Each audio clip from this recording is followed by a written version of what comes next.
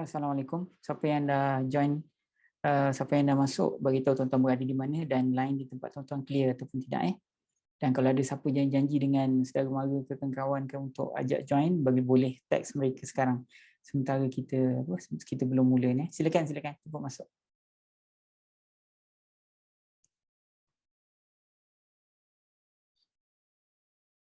Silakan tuan-tuan, silakan.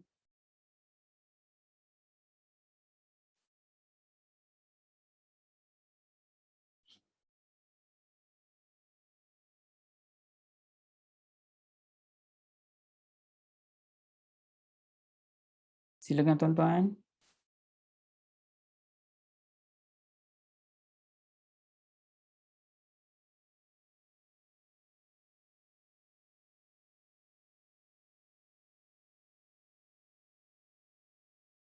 Silakan tuan-tuan.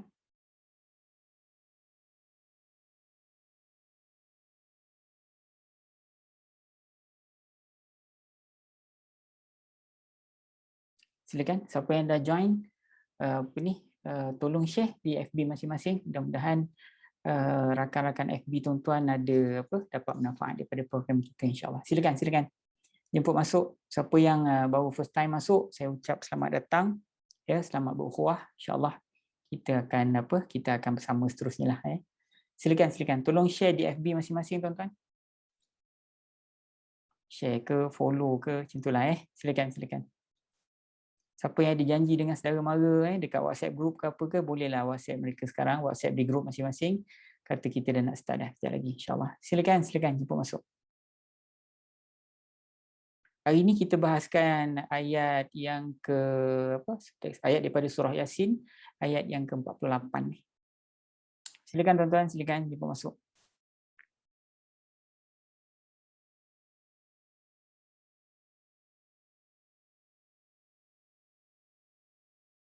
Silakan.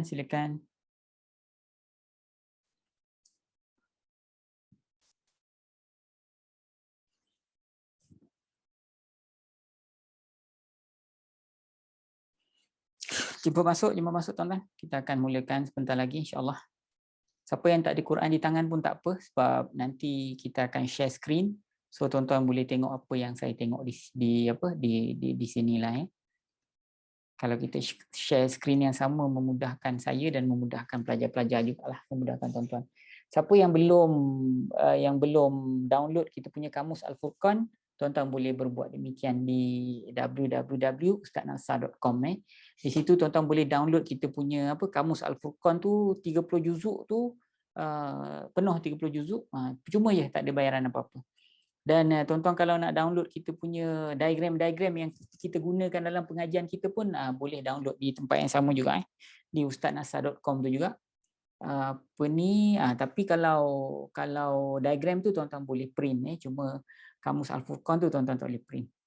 So okey tuan-tuan, boleh kita mula. Siapa yang belum share, boleh share sekarang ni. Kita baca doa dulu. Kita mulakan dengan surah Al-Fatihah, kemudian kita doa, kemudian kita teruskan dengan pengajian, insya-Allah. Al-Fatihah. A'udzu billahi minasyaitonir rajim. Bismillahirrahmanirrahim. Alhamdulillahi rabbil alamin. Ar-Rahmanir Rahim. Maliki yaumiddin. Iyyaka na'budu wa iyyaka nasta'in. Ihdinas siratal mustaqim. Siratal ladzina an'amta 'alaihim ghairil maghdubi 'alaihim waladdallin. Amin. A'udzu billahi minasyaitonir rajim. Bismillahirrahmanirrahim. Alhamdulillahi rabbil alamin. Assalatu wassalamu ala asyrafil anbiya'i wal mursalin wa ala alihi wa sahbihi ajma'in. Allahumma arhamna bil Qur'an waj'alhu lana imama wa nuran wa hudan wa rahmah. Allahumma dhakkirna minhu ma nusina wa 'allimna minhu ma jahilna warzuqna tilawatahu ana al-laili wa atrafan nahar waj'alhu lana hujjatan ya rabbal alamin. Allahumma aftah alaina hikmataka wa anshur alaina min khazaini rahmatika ya arhamar rahimin. Allahumma rabbana shrah lana sudurana wa yassir umurana wahlul 'uqdatam min alsilatina yafqahu qawlana. Walhamdulillahi rabbil alamin. Baik tuan-tuan dan puan-puan yang dirahmati Allah sekalian, seperti mana yang saya sebutkan tadi, insya-Allah hari ini kita akan bahaskan ayat yang baru. Kita akan bahaskan ayat yang ke-48 tuan-tuan dari surah Yasin. kita share, kita baca dulu. Format mudah je, kita baca. Lepas baca tu saya pastikan tuan-tuan faham makna ayat tu, apa yang tertulis di situ, apa maksud dia dalam bahasa Melayu. Kemudian kita akan tengok penafsiran apa kehendak Allah melalui ayat ni, ataupun apa mesej yang Allah Taala nak sampaikan kan. Kemudian di hujung nanti baru kita tengok dalam hal yang berkaitan dengan teknikal. So insya-Allah mudah-mudahan Allah pemudahkan saya dan pemudahkan tuan-tuan untuk memahami, memudahkan saya untuk menjelaskan kepada tuan-tuan. Jom kita ikhlaskan hati dalam pengajian kita tuan-tuan, insya-Allah ya. Okey. Baik. Ini ayat ni, ayat yang atas sekali ni saya besarkan sikit. Bagi tuan-tuan nampak clear sikit. Atas sekali ni, a'udzubillahi minasyaitonirrajim. Wa yaquluna mata hadzal wa'du in kuntum shadiqin. Wa yaqulu mata hadzal wa'du in kuntum shadiqin, kata Allah kita boleh pisahkan macam ni. Wa yaqulu ni kita consider sebenarnya sebagai macam satu rangkap tuan-tuan Mata hadzal wa'du. Okey, ni rangkap yang kedua, in kuntum shadiqin ya. Okay, kita tengok makna dia dulu bagi tuan-tuan faham makna apa yang tersurat dekat sini kan. Okey, katalah rangkap yang pertama dulu Wa yaqulu, dan mereka berkata dan mereka berkata. Apa yang mereka kata tu kita consider sebagai rangkap yang baru Okey. Apa yang mereka kata? Mata hadzal wa'du. Bila janji ni? Bila masa ataupun bila janji yang kamu sebutkan tu? Tu maksud dia In kuntum shadiqin. Kalau kamu ni benar-benar orang yang, kalau kamu ni sesungguhnya adalah orang yang benar, tu maksud dia. Okey, lagi sekali tuan-tuan Orang kafir Quraisy itu berkata, bila masa janji ni? Bila masa janji yang selalu kau orang sebut-sebut tu? Kalau kamu ni memang orang yang benar. Faham tuan? Mudah kan faham ayat dia? Wa yaquluna mata hadzal wa'du in kuntum shadiqin. Tu kata-kata orang kafir Yang mana kalau tuan-tuan tengok ayat sebelum ni, wa idza qila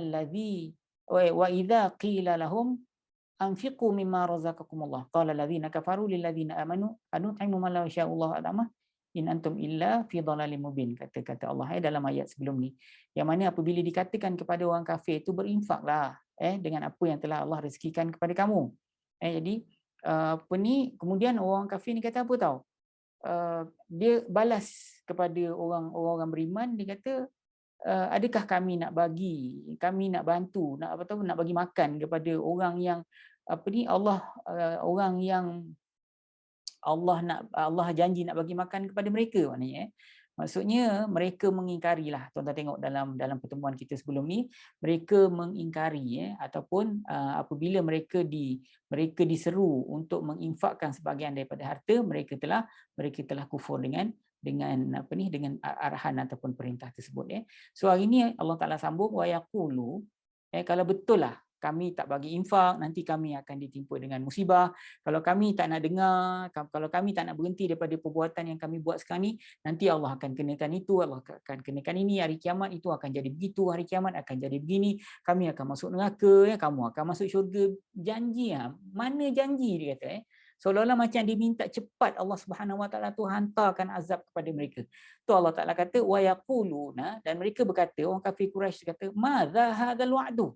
Bila ni janji ni? Bila perjanjian tu bila akan terjadi? Tu maksud dia in kuntum shadiqin. Kalau kamu ni orang yang benar, bila janji tu? Bawa sini cepat. Tu maksud dia. Lebih kurang macam itulah tuan-tuan Tu maksud dia wa yaquluna, dan mereka berkata, nanti saya share balik ayat ni dengan tuan-tuan, tengok balik ayat ni.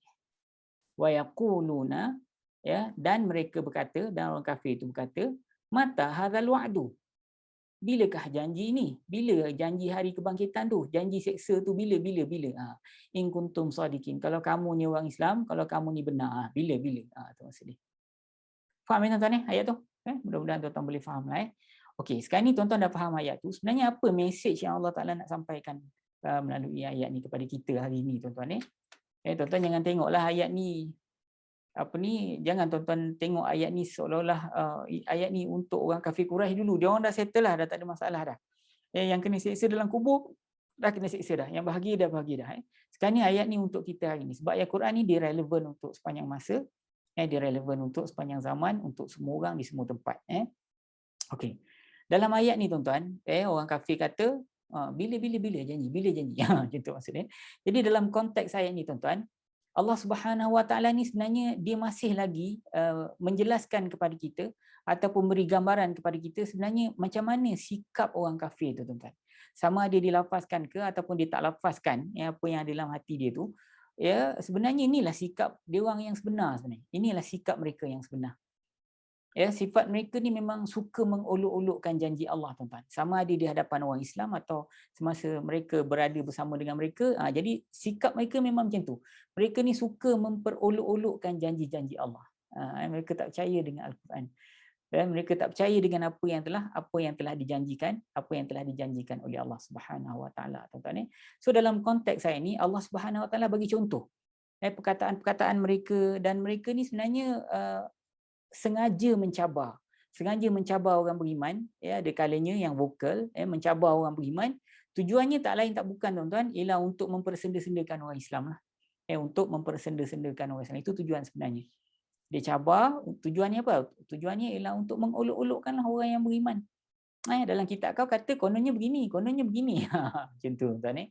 Ini memang perangai orang kafir tuan-tuan. Perangai orang-orang yang tidak beriman. Seolah-olah mereka tu minta azab Allah Subhanahu Wa Taala itu dipercepatkan. Kalau tuan-tuan tengok dalam konteks saya kan, bila janji. Maknanya seolah-olah kalau betul datang cepatlah. Mana-mana kami nak tengok mana azab dia. Mana langit nak runtuh, mana dia? Matahari nak terbelah, kan dalam Quran banyak cerita pasal hari kiamat, kan, cerita pasal syurga, cerita pasal neraka. Kadang-kadang dia memperolok-olokkan syurga, memperolok-olokkan neraka tuan-tuan. Itu memang perangai dia orang. Dia memperolok-olokkan, dan dalam konteks ini seolah-olah diminta dipercepatkan azab tersebut. Dia minta dipercepatkan azab tersebut. Sebenarnya tuan-tuan, apa yang dilakukan oleh orang-orang pada zaman Rasulullah SAW itu sebenarnya itu bukan kali pertama terjadi. Itu sebenarnya pengulangan saja, pengulangan daripada cerita-cerita sebelum tu. Maknanya tuan-tuan, sebelum daripada orang kafir Quraisy sekalipun, memang dah ada orang yang macam tu tuan. Memang dah ada orang yang memperolok-olokkan ayat-ayat Allah oleh nabi-nabi yang dibawa oleh nabi-nabi yang sebelum tu. Kita ada Nabi Musa, kan, kita ada Nabi Isa, kita ada nabi-nabi sebelum tu, dan ada nabi-nabi tu yang membawa kitab yang didatangkan kepada nabi yang sebelum mereka, tuan-tuan. Jadi orang-orang ataupun umat mereka tu memperolok-olokkan mereka, dan akhirnya sebenarnya mereka tu akan diazab. Mereka akan diazab, tuan-tuan. Dan azab yang datang kepada mereka tu sebenarnya waktu mereka tengah relax-relax, tengah-tengah hari, petang-petang dengan keluarga, masa tu azab itu datang tanpa mereka sedari, tuan-tuan. Kalau tuan-tuan tengok dalam konteks orang-orang kafir Quraisy ni, tuan-tuan, sebenarnya mereka ni tak tahu kenapa dia tak percaya, tuan-tuan. Yang pertamanya, Rasulullah tu dah bawa banyak bukti, itu yang pertama. Yang keduanya, tuan-tuan, kesan-kesan peninggalan orang-orang terdahulu yang mana mereka ini telah diazab oleh Allah, sebahagiannya barangkali mereka dapat melihat kesan-kesan tu, tuan-tuan. Dan kisah yang terjadi di tempat tersebut pun dicerita dalam Al-Quran ataupun dicerita dalam kitab-kitab daripada kitab-kitab sebelum tu, misalnya begitu. Jadi kenapa mereka tak percaya tu, kita pun tak boleh nak brain. Kita tak nak brain. Okey. Sebenarnya kalau tuan-tuan nak tahu, itu terjadi perkara-perkara ataupun apa yang dilakukan itu memperolok-olokkan agama Allah Subhanahu Wa Taala ni terjadi sebelum daripada zaman Quraisy lagi, kan. Jadi zaman Quraisy terjadi sekali lagi, dilakukan oleh orang Quraisy. Dan kalau tuan-tuan nak tahu, sampai hari ini pun masih berlaku, tuan-tuan. Sampai hari ini pun masih berlaku. Bila dia ada peluang untuk bercakap depan orang, dia ada peluang dari sudut dia dikenali oleh orang ramai, mereka tu mungkin selebriti atau selebriti, tak kira lah, orang tak kira siapa pun mereka, tuan-tuan. Kadang-kadang artis, kadang-kadang siapa sajalah, tuan-tuan. Jadi kalau orang yang tidak beriman ni, dia selalu kalau dia ada peluang, dia akan bercakap sesuatu yang memperolok-olokkan agama. Memperolok-olokkan agama. Mungkin di negara kita ni tak adalah teruk sangat, kan. Tapi kalau dekat negara jiran kita, memang selalu terjadi macam tu. Bila agak-agak dia punya populariti tu dah agak kurang, dah suam-suam sikit, kan. Jadi keluarkan satu statement, keluarkan satu orang akan ingat di balik, orang akan pergi cari di balik. Jadi dia ingat benda-benda yang berkaitan dengan akhirat ni, berkaitan dengan memperolok-olokkan Al-Quran ni adalah perkara yang kecil, tuan-tuan. Itulah masalah ataupun musibah dia, tuan-tuan. Okey. Cabaran ataupun perkara-perkara buruk ya yang dilakukan oleh orang-orang yang tidak beriman ni tuan-tuan, kadang-kadang dia mempersenda-sendakan hukum Allah, kadang-kadang dia mempersenda-sendakan Al-Quran tuan-tuan. Jadi ini samalah juga lebih kurang macam kalau bila azab ni dia senda-sendakan Al-Quran macam orang kafir Quraisy dia sendakan Al-Quran ni, kemudian tanya tak ada bila azab itu akan terjadi, bila ni Tuhan nak datang ni nak azab aku ni bila, seolah-olahnya begitu tuan-tuan, punyalah hai teruknya tuan-tuan ni. Dan antara cara-cara ataupun cara mereka untuk mempersenda-sendakan ayat Allah ni, kadang-kadang secara terus terang lah, kadang-kadang secara terus terang, dan kadang-kadang dia tarik orang lain, dia tarik orang lain untuk sama-sama menjadi seperti mereka yang mana mengingkari ataupun menolak apa yang telah diperintahkan oleh Allah Subhanahu Wa Taala. Jadi kalau macam tu mereka gunakan kaedah yang lebih bijak lah, kaedah bijak sikit, dia orang benda sama tapi ditukar ayat ataupun ditukar apa kita panggil, ditukar jenama-jenama, ditukarkan sebutan-sebutan ataupun istilah-istilah tu ya supaya dapat mengelirukan orang lain, orang pun ikut. Jadi orang yang tak ada pegangan agama ni kadang-kadang dia tengok itu bukan riba, dia kata itu bukan arak.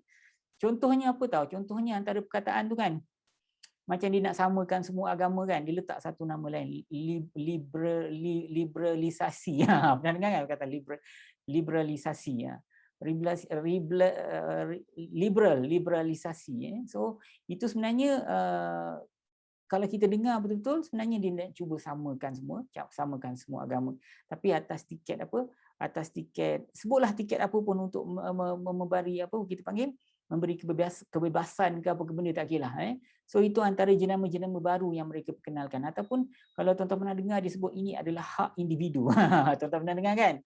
Hak individu ni dulu popular untuk apa tahu? Untuk halalkan homoseksual, LGBT, untuk menghalalkan LGBT. Dia perkenalkan satu istilah hak individu, hak tersendirilah, macam-macam lah tuan-tuan. Ataupun tuan-tuan pernah dengar perkataan majlis sosial tak? Majlis sosial, sedap bunyi ni kan. Sebenarnya itu ialah untuk menghalalkan percampuran bebas antara lelaki dengan perempuan. Jadi kalau letak nama majlis sosial tu sedaplah sikit bunyi dia kan. Jadi kat situ bolehlah bercampur suami orang, isteri orang, duduk dalam satu majlis, boleh minum-minum dan sebagainya kan. Itu sebenarnya budaya orang kafir tuan-tuan, tapi bila dia bawa kat tempat kita, sebab tu dia kena beri jenama yang baru. Biar benda tu nampak macam lebih suci sikitlah, lebih baik. Ataupun tuan-tuan pernah dengar tak perkataan cabutan bertuah? Cabutan bertuah ni ada yang betul. Dia memang akan campurkan antara yang betul dengan yang salah tu tuan-tuan tahu.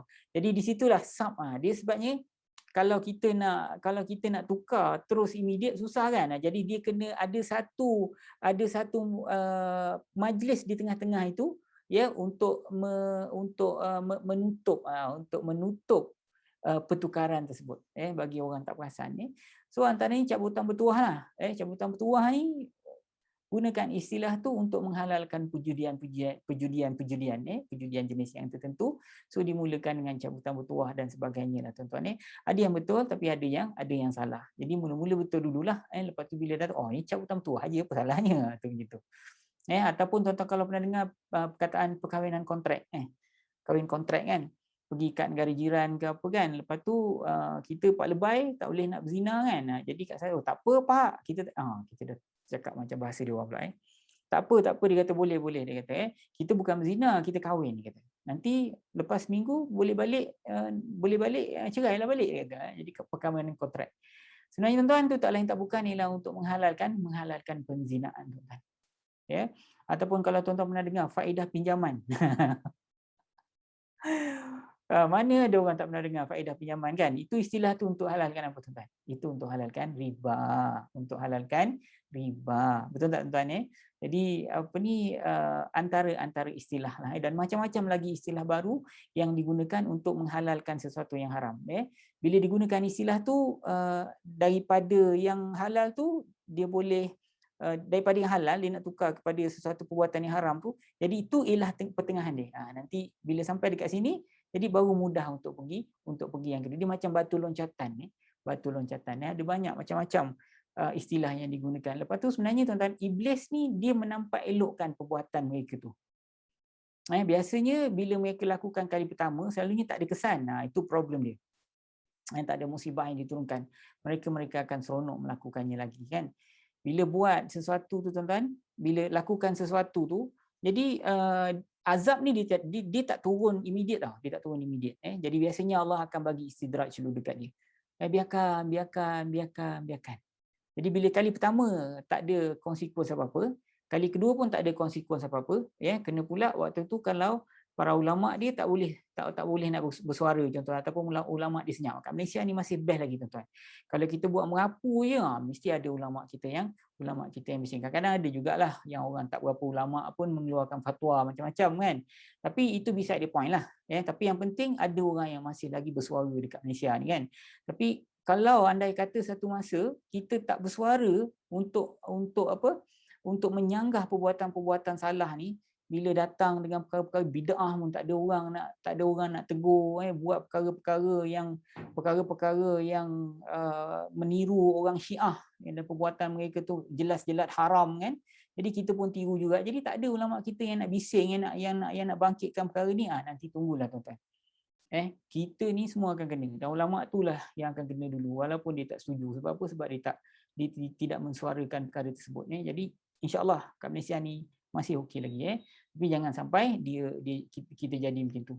So kalau ada yang buruk-buruk tu, para ulama yang ada authority dia kena keluarkan statement dia. Dia kena keluarkan statement dia yang menyanggah perkara yang dilakukan oleh satu kumpulan ataupun seorang itu yang menyalahi sisi agama. Sekarang ni banyak perkara bid'ah yang dilakukan di Malaysia ni tuan-tuan. Tapi syukur alhamdulillah ada pihak-pihak yang selalu membangkitkan perkara tersebut. Walaupun benda tu nampak macam panas-panas kan, tapi sekurang-kurangnya itu buka mata kepada masyarakat bahawasanya perkara yang dibuat tu salah. Ataupun kalau belum nak mengaku pun tak apa, jadi itu membuka ruang dia orang untuk mengkaji dengan lebih dalam. Betul salah bila lepas kaji-kaji tu kan. Jadi itu pentingnya peranan ulama dalam sesebuah negara, sebab syaitan ni dia memang menampak elokkan perbuatan orang-orang jahat tu tuan-tuan.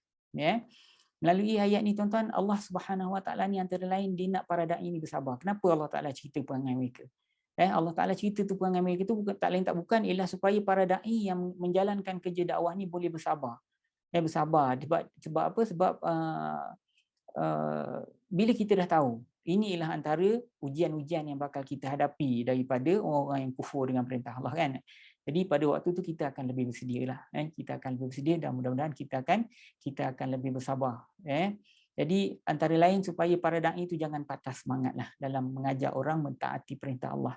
Kerana orang kufur ni tuan-tuan, orang yang kafir, orang kufur nikmat, orang yang nampak macam Islam tapi kufur, orang munafik kita panggil kan.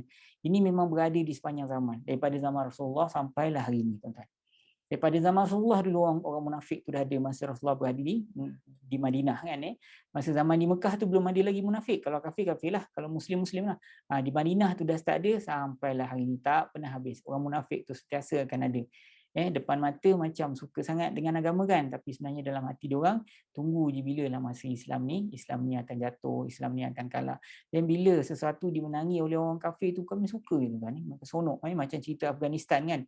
Bila dengar Afghanistan tu kan, percaya je kalau datang berita-berita tu daripada pihak musuh-musuh Islam tu kan. Bila cerita pasal Taliban dia menyiksa perempuan, cepat saja nak percaya tu kan, cepat je nak percaya. Sebab dia orang interview orang yang lari keluar daripada Afghanistan. Jadi orang-orang ni tentulah marah dengan kerajaan yang merintah kan. Jadi dia keluarkan statement tu ikut pengalaman dia. Sebenarnya kita tak tahu apa yang jadi dekat Afghanistan tu sebenar tuan-tuan. Kalau nak tahu, cari orang Islam yang masuk kat dalam tu yang memang ikhlas, yang memang wartawan yang ikhlas. Jadi dia boleh bagi dia punya apa yang dia tengok dekat sana yang sebenar. Mungkin ada kelemahan sikit-sikit.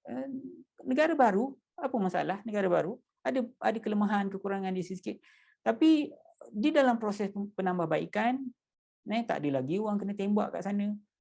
Kalau tak ada pasal-pasal ni, tak ada lagi orang yang tak ada lagi orang yang kena seksa kat sana oleh Taliban ni. Kalau ada bom sana bom sini pun, itu bukan Taliban. Taliban tu mempertahankan negara dia orang. Yang bom tu ialah puak-puak yang tak suka dengan Taliban, ISIS dan sebagainya kan. Jadi bom masjid apa sama untuk buruk-burukkan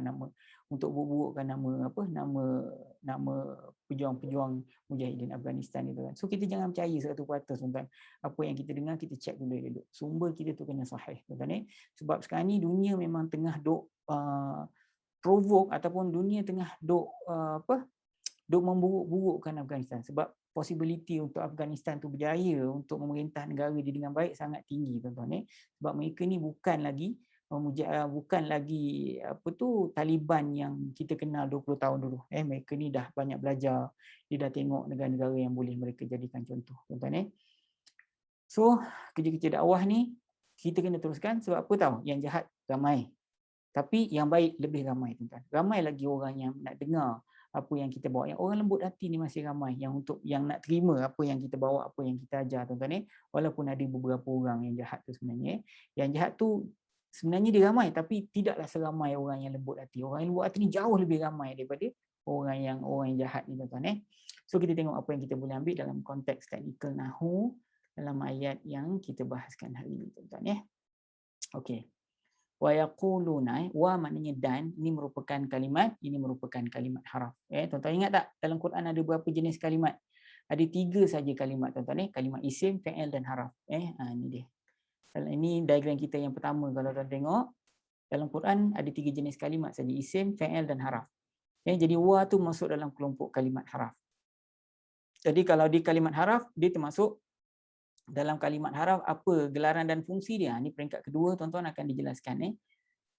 Kalau tuan-tuan jumpa kalimat haraf ataupun sendi, tuan-tuan tengok apa gelaran dan fungsi dia. So kalimat waw ni dia merupakan kalimat haraf. Gelaran dia apa tahu? Haraf permulaan cerita. Haraf permulaan cerita ni tuan-tuan dia tak ada dalam terjemahan dalam bahasa Melayu tuan-tuan. Dalam bahasa Melayu moden tak ada. Bahasa Melayu lama mungkin adalah, mungkin makna dia al-kisah, macam itulah bukan. Okay, yaquluna. Yaquluna ni maknanya mereka berkata, ini merupakan kalimat fi'il iaitu fi'lun mudhari', ya. Okay, kalau fi'il mudhari', kalau tuan-tuan belajar dengan Al-Furqan, kita sampai peringkat yang kedua, dia ada 3 peringkat je. Peringkat kedua, kalau tuan-tuan jumpa kalimat fi'il, kalimat perbuatan, ni tuan-tuan kena buat. Ni peringkat kedua tau. Yang pertama, tuan-tuan kena tahu apa ganti nama diri dia. Kemudian tuan-tuan kena tahu ganti nama diri tu rujuk pada siapa dalam konteks ayat tu masa turun dulu.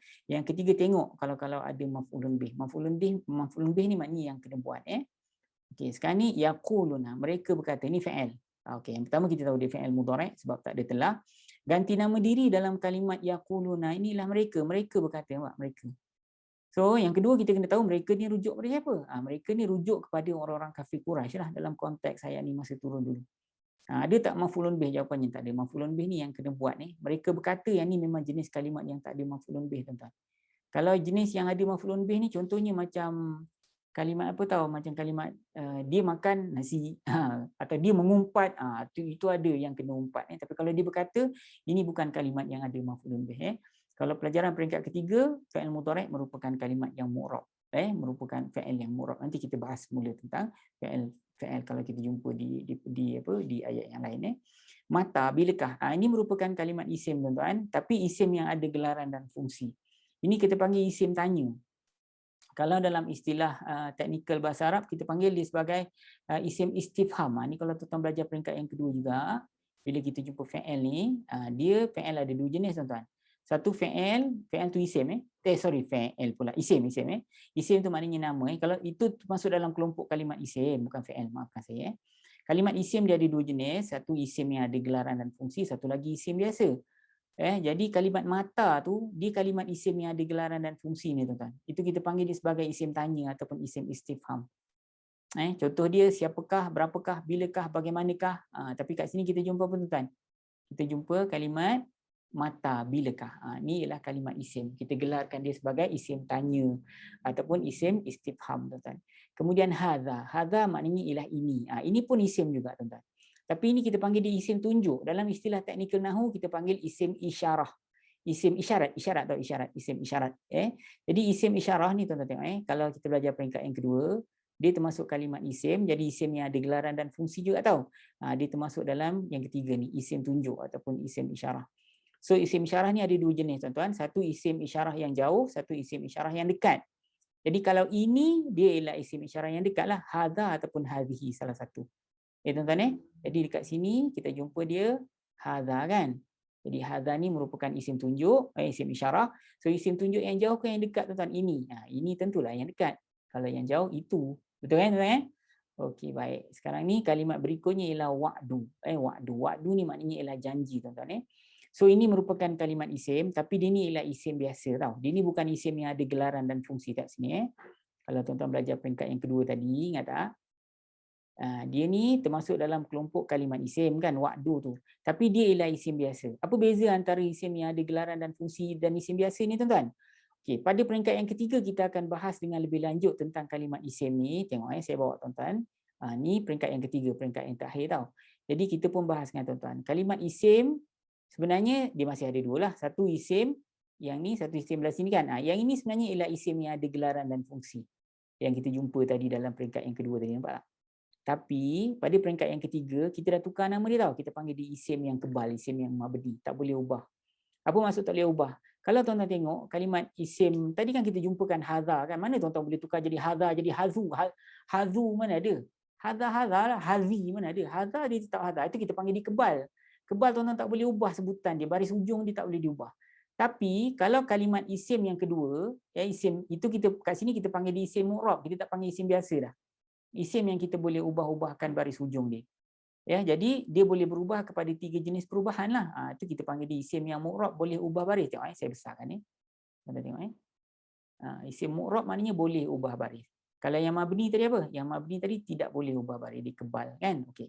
Sekarang ni kalau isim macam wa'du tu, dia ialah isim yang mu'rab. Al-wa'du tadi kita jumpa kan. Mata hadzal wa'du kan. Jadi isim mu'rab maknanya boleh ubahkan baris hujung dia. Jadi kita boleh baca wa'du, kita boleh baca wa'da, kita boleh baca wa'di. Ada 3. Dia ada 3 jenis. Tadi kita baca wa'du, wa'du.